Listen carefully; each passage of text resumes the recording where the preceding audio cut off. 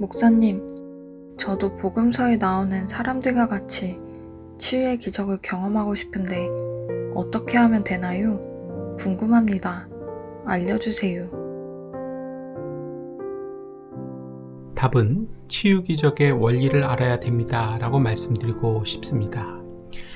마가복음은 모두 16장으로 다른 복음서들보다 비교적 짧습니다. 하지만 예수님께서 베풀어 주신 기적이 다른 복음서들보다 많이 더 자세하게 기록되어 있습니다.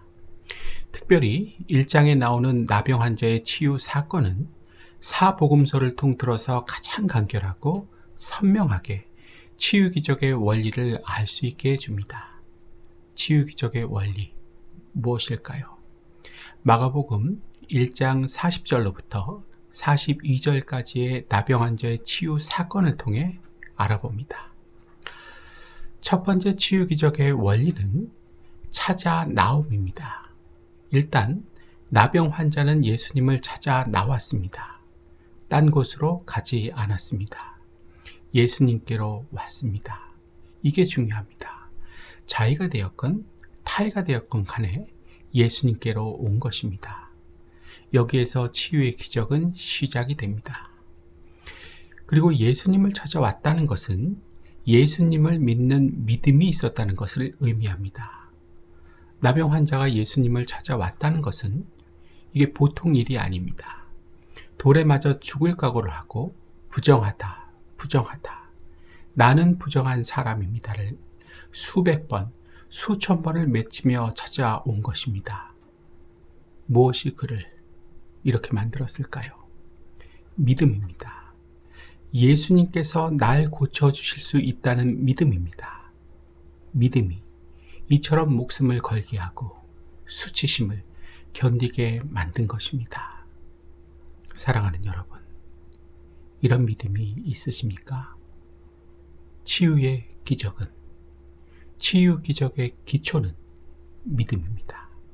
믿음이 있으면 되고 없으면 안 됩니다. 마태복음 9장으로 가봅니다. 예수께서 집에 들어가심에 맹인들이 그에게 나아오거늘 예수께서 이르시되 내가 능히 이 일할 줄을 믿느냐 대답하되 주여 그러하오이다 하니 이에 예수께서 그들의 눈을 만지시며 이르시되 너희 믿음대로 되라 하시니 29절을 보니까 눈을 뜨라고 하시지 않고 뭐라고 하십니까? 너희 믿음대로 되라. 이렇게 말씀하십니다. 믿음이 있어야 되는 것입니다. 믿음이 있어야 치유의 기적이 일어나는 것입니다. 그래서 예수님께서는 우리가 꼭 알기 원하는 말씀이 있습니다. 무슨 말씀일까요? 마가복음 11장입니다. 내가 진실로 너희에게 이르노니 누구든지 이 산더러 들리어 바다에 던져지라 하며 그 말하는 것이 이루어질 줄 믿고 마음에 의심하지 아니하면 그대로 되리라. 그러므로 내가 너희에게 말하노니 무엇이든지 기도하고 구하는 것은 받은 줄로 믿으라. 그리하면 너희에게 그대로 되리라. 이 말씀 반드시 믿으실 수 있기를 축복합니다. 이 나병 환자 믿었습니다. 예수님께서 나를 살려주실 수 있다는 믿음이 있었습니다. 그래서 치유의 기적은 시작될 수 있었던 것입니다. 두 번째 치유 기적의 원리는 꿇어 엎드림입니다. 예수님 앞에 나온 나병 환자는 꿇어 엎드렸습니다. 왜 그렇게 했을까요? 알았던 것입니다. 자신이 죽는다는 것과 소망이 없다는 것, 그리고 그 어떤 누구도 자신을 고칠 수 없다는 것을 알았습니다. 자신을 정확하게 알았던 것입니다. 따라해 볼까요? 자신을 정확하게 알고 사는 사람과 정확하게 모르고 사는 사람이 있다. 여러분들께서는 어느 쪽입니까? 이 나병 환자는 자신을 정확하게 알고 살았습니다. 그래서 예수님께 꿇어 엎드렸던 것입니다. 세상 누구도 못 고치지만 예수님께서는 고칠 수 있다고 생각했기에 예수님 앞에 무릎을 꿇고 엎드릴 수 있었던 것입니다. 사랑하는 여러분, 올바르게 잘 생각하셔야 합니다. 그래야 꿇어 엎드릴 곳에 꿇어 엎드릴 수 있습니다. 지금 여러분들께서는 어디에 꿇어 엎드려 있으십니까? 세상적인 욕심이십니까? 내 계획, 생각이십니까? 돈이십니까? 예수님 앞이 되실 수 있기를 바랍니다. 예수님 앞에 꿇어 엎드려야 치유의 기적이 일어나는 것입니다. 오직 예수님만이 나 같은 사람을 고쳐주실 수 있습니다.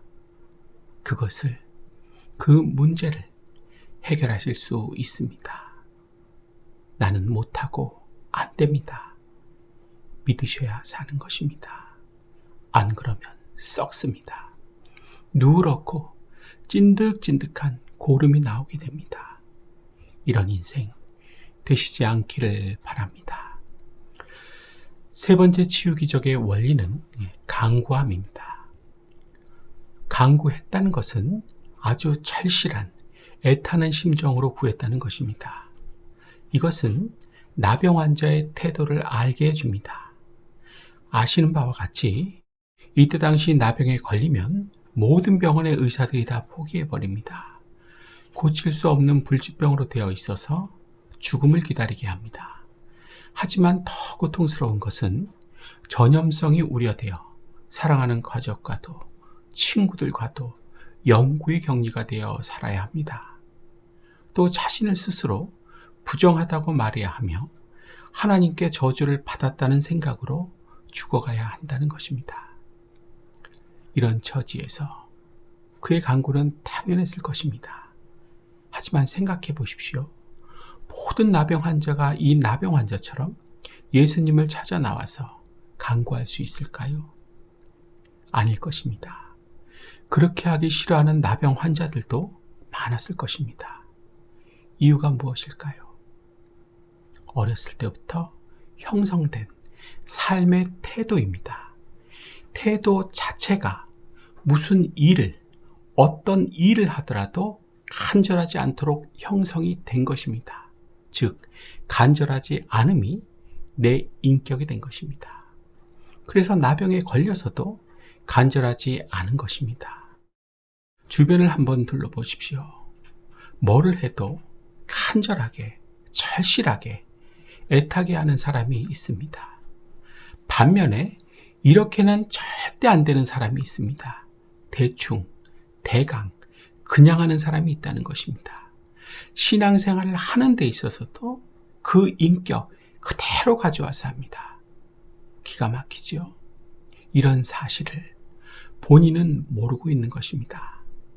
따라해 볼까요? 신앙생활을 하는데도 그 인격 그대로 가져와서 한다. 이런 사람이 제일로 싫어하는 말씀이 있습니다.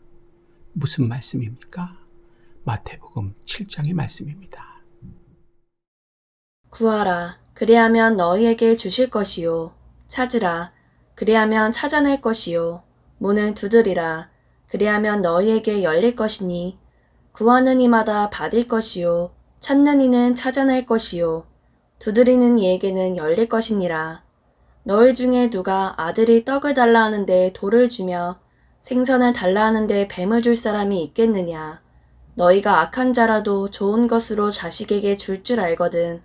하물며 하늘에 계신 너희 아버지께서 구하는 자에게 좋은 것으로 주시지 않겠느냐. 구하고 찾고 두드리는 것은, 다시 말해 간구하는 것은 인격이 대충 대강인 사람은 안 되고 못하는 것입니다. 따라해 볼까요? 구하고 찾고 두드리는 것은, 다시 말해서 간구하는 것은 인격이 대충 대강인 사람은 안 되고 못하는 것이다. 아무것도 받을 수 없게 되겠죠. 신앙생활이 피곤하게 됩니다. 인격이 대충 대강이라서 그런 것입니다. 그 인생 그대로 살게 되는 것입니다. 내 이야기가 아니었으면 좋겠습니다. 마지막 네 번째 치유 기적의 원리는 지식입니다. 마가복음 1장으로 가봅니다. 한 나병 환자가 예수께 와서 꿇어 엎드려 간구하여 이르되 원하시면 저를 깨끗하게 하실 수 있나이다. 예수께서 불쌍히 여기사 손을 내밀어 그에게 대시며 이르시되 내가 원하노니 깨끗함을 받으라 하시니 곧 나병이 그 사람에게서 떠나가고 깨끗하여진지라. 나병 환자는 지금 예수님께 뭐라고 말하고 있습니까? 원하시면 저를 깨끗하게 하실 수 있나이다. 예수님께서는 뭐라고 답해 주십니까? 내가 원하노니 깨끗함을 받으라. 이렇게 답해 주시고 있습니다. 무엇을 말해 주는 것입니까? 나병 환자는 알았다는 것입니다. 뭘요? 예수님께서 원하셔야 자신이 나을 수 있다는 것을 알았다는 것입니다. 예수님에 대해 알아야 합니다. 나를 치유해 주시고 내 인생의 기적을 일으켜 주실 분이 바로 예수님이기에 알아야 한다는 것입니다. 어디서 알려줄까요?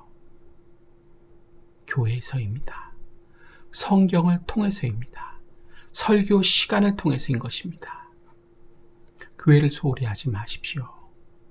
성경을 소홀히 하지 마십시오. 설교 시간을 소홀히 하지 마십시오. 고칠 수 없게 됩니다. 나병 환자 같은 치유는 일어나지 않습니다. 기적이 없는 인생이 되고 마는 것입니다.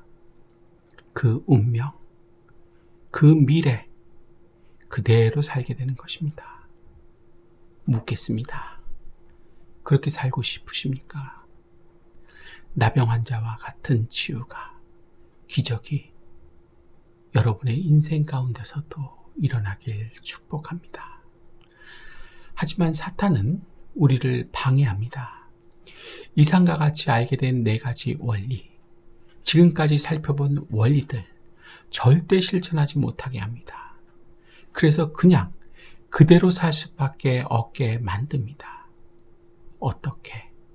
어떤 식으로 이렇게 할까요? 따라해 볼까요? 잘못된 생각을 넣어줘서 알게 된 것을 실천하지 못하게 만든다. 알아도 실천하지 못하면 속된 말로 말짱 꽝 헛것입니다. 아무런 소용이 없다는 것입니다. 누가 그렇게 만든다고요? 사탄이 그렇게 만듭니다. 그렇다면 사탄은 정확하게 무엇을 하는 존재일까요? 근본적으로 잘못된 생각, 틀린 생각을 갖도록 만드는 존재입니다. 실제적인 예를 찾아봅니다. 창세기 2장입니다. 여호와 하나님이 그 사람에게 명하여 이르시되 동산 각종 나무의 열매는 내가 임의로 먹되 선악을 알게 하는 나무의 열매는 먹지 말라. 내가 먹는 날에는 반드시 죽으리라 하시니라.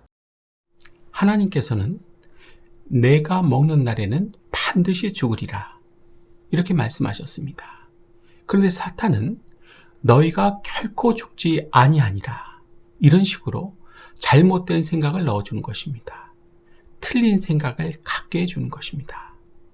사랑하는 여러분, 지금도 사탄은 그때와 동일하게 우리로 하여금 잘못된 생각, 틀린 생각을 갖도록 만들어서 하지 않게, 싫게, 또 안 해도 괜찮다 하는 생각으로 살게 만듭니다.